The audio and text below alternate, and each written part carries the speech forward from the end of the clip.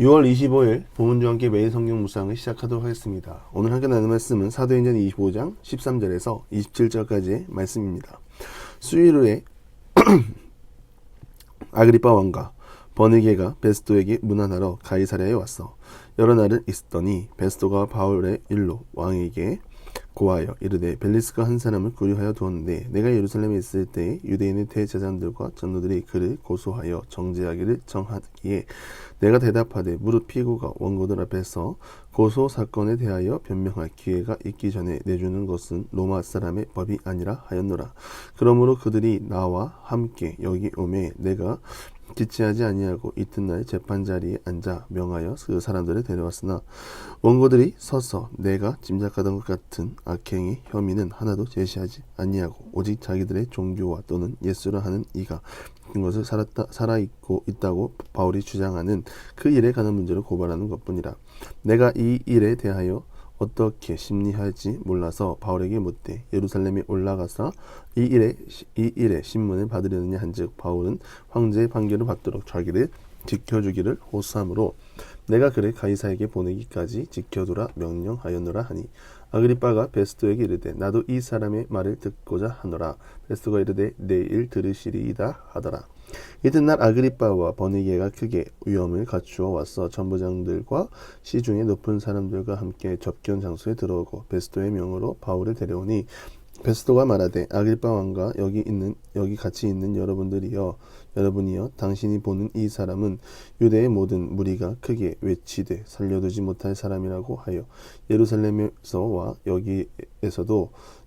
여기서도 내게 청원하였으나 내가 살피건대 죽일 죄를 범한 일이 없더이다. 그러나 그가 황제에게 상소한 거로 보내기로 결정하였나이다. 그에 대하여 황제께 확실한 사실을 아랠 것이 없으므로 신문한 후 상소할 자료가 있을까 하여 당신들 앞 특히 아그리빠 왕 당신 앞에 그를 내세웠나이다. 그 제목도 밝히지 아니하고 제소를 보내는 것이 무리한 일인 줄 아나이다 하였더라. 아멘. 할렐루야. 믿음을 가지고 살아가는 것은 미련해 보인다고 말씀드린 적이 있습니다. 아마 세상 사람이 보면 주일에 예배를 드리기 위해 개인 여가 활동도 못하고 지친 일상을 보내고 쉬어야 할 텐데 주일에 교회를 가면 언제 쉴 수 있는가 이런 걱정을 들어보셨을 것입니다. 또한 교회를 섬기는 모습을 듣고 있느라면 세상 사람들은 이해하지 못합니다. 왜 그렇게까지 해야 하는가? 왜 그렇게까지 열심을 보여야 하는가? 세상 사람의 눈으로 믿음을 가진 사람들을 이해하기란 어렵습니다. 결국 그런 사람들의 눈에는 예수님의 십자가도 미련해 보입니다. 왜 그런 선택을 해야만 하고 왜 십자가에 못 박혀 자신의 영광을 위한 것이 아니라 타인의 영광을 위해 살아가는가? 이해가 되지 않는 것이죠. 결국 이 모든 것을 이해하려면 어떻게 해야 합니까? 생명 있는 자로 부름을 받아야만 이해를 할 수 있는 것입니다. 결국 믿음을 갖지 않는 한 하나님 나라는 이해가 되지 않는 것이고 믿음의 눈으로 바라봐야만 하나님 나라를 이해할 수 있는 것입니다. 제가 이 말씀을 드리는 이유는 지금 바울은 감옥에 갇혀 있습니다. 유대교의 종교로 인해서 그들이 지금 폭동이 일어나고 바울을 죽이려고 하는 자들이 있고 바울이 고발이 되었기 때문에 어쩔 수 없이 감옥에 넣어둔 상태입니다. 그런데 바울 사건을 바라보는 로마의 지도자들 말이 19절인데요. 오직 자기들의 종교와 또는 예수라 하는 이가 죽은 것을 살아있다고 바울이 주장하는 그 일에 관한 문제로 고발하는 것뿐이라 라고 말하죠.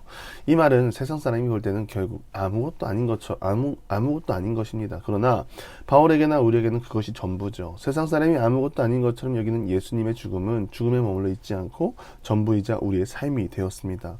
그래서 전부이자 삶을 살아내는 그리스도인을 보면 세상 사람들은 이해가 되지 않는 것이죠. 사실 그렇지 않습니까?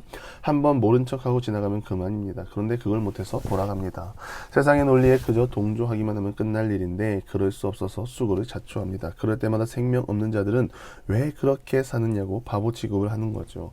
베스도의 눈에는 이것은 너무나 사소한 것이었습니다. 하지만 바울에게는 존재 자체가 걸린 일입니다. 이 모든 이야기를 듣고 아그리빠 왕이 베스도에게 말합니다. 이 사람은 사형이나 결박을 당할 만한 행위가 없다 하더라. 그리고 만일 이 사람이 가이사에게 항소하지 아니하였더라면 석방될 수 있을 뻔하였다라고 말하죠. 지금 유대 권력자 아그리빠, 이 로마 권력자 베스도 둘 다 무죄를 선언하고 있습니다. 그렇다면 감옥에 갇혀있는 바울이 석방되는 것일까요? 바울은 무죄라 하더라도 풀려날 수 없습니다. 바울은 지금 로마 황제에게 항소를 했기 때문입니다. 당시 로마 시민은 황제에게 항소할 수 있는 권리가 있었습니다. 로마 통치가 미치는 지역의 하급 재판 판정에 예의가 있으면 황제가 주재하는 로마 대법정에 항소할 수 있었습니다. 이러한 항소권은 로마 공화국 수립 이후 계속해서 보장이 되었고요. 바울 역시 로마 시민권자였기에 미교수 신분에도 불구하고 로마 전도를 위해 이 권리를 사용하였습니다. 바울은 로마로 가야 된다고 했죠. 그가 로마로 가고자 한 이유는 모든 길은 로마로 통한다는 말이 있듯이 이 시대 로마는 중심지였습니다. 그래서 바울은 무슨 일이 있어도 로마로 가기 위해 죄인의 신분으로 황제 앞에 서기 위해 끝까지 항소한 것이죠.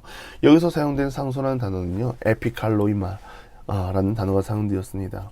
당시 법정 용어로는 상고라는 뜻으로 쓰였지만 원래 이 단어는 로마의 군대가 큰 전쟁에 출정할 때 쓰는 단어입니다.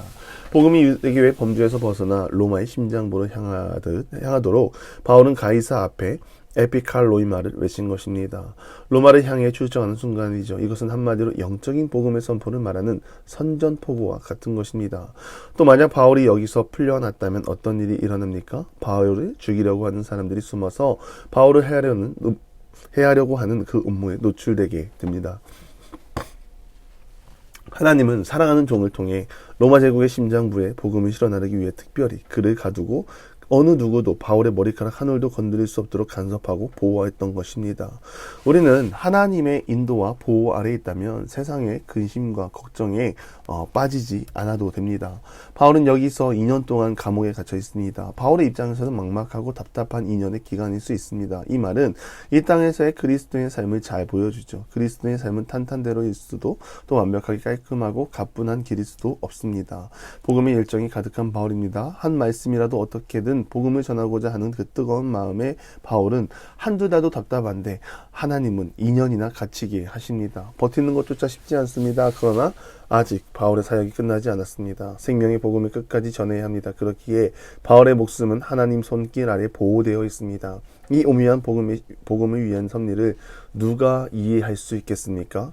영적으로 깨어있는 사람, 말씀과 기도로 하나님과 동행하는 사람, 사람의 생각과 지혜와 지식으로 나아가는 사람이 아니라 하나님의 음성을 듣고 사는 사람, 우리가 그 사람 되기를 바라보고요. 바울은 하나님의 계획을 알았습니다. 바울은 사역을 하면 할수록 하나님의 음성을 듣고 하나님의 비전과 계획을 들었습니다. 바울이 로마로 가야 한다고 작정했을 때 하나님도 말씀하셨습니다. 꼭 로마로 가야 한다. 이 말은 내가 로마로 가는 그 길에 내가 끝까지 함께 간다. 이런 약속도 있는 것이죠. 이와 같이 그리스도인은 인생의 근본과 시각을 달리 가져야 합니다. 베스도가 하찮게 여긴 것을 사도 바울은 자신의 전부로 여기고 전 존재를 걸고 싸웠습니다.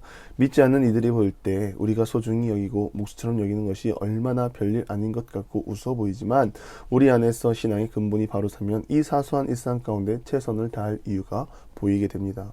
최선을 다해 싸우시고 우리를 지키시는 하나님, 인도하신 하나님을 날마다 바라보며 동행하는 우리 모두가 되기를 간절히 바랍니다. 하나님은 우리를 거룩한 주의 자녀로 부르셨고 우리 가운데 거룩하고 위대한 일을 행하기 원하십니다.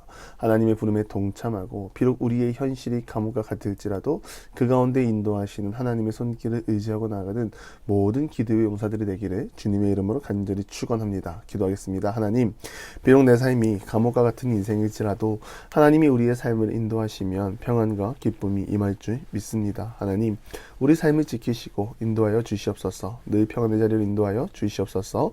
예수님의 이름으로 기도드리며 이제는 우리 구주 예수 그리스도의 은혜와 하나님의 극진하신 사랑하심과 성령의 감화감동 교통하심이 생명 있는 자로 살아가고 하나님의 영광을 드러내며 하나님과 함께 동행하며 나아가길 소망하는 사랑하는 보문적인 모든 기도의 용사 위에 이제로부터 영원토록 함께 하시기를 간절히 축원나옵나이다. 아멘.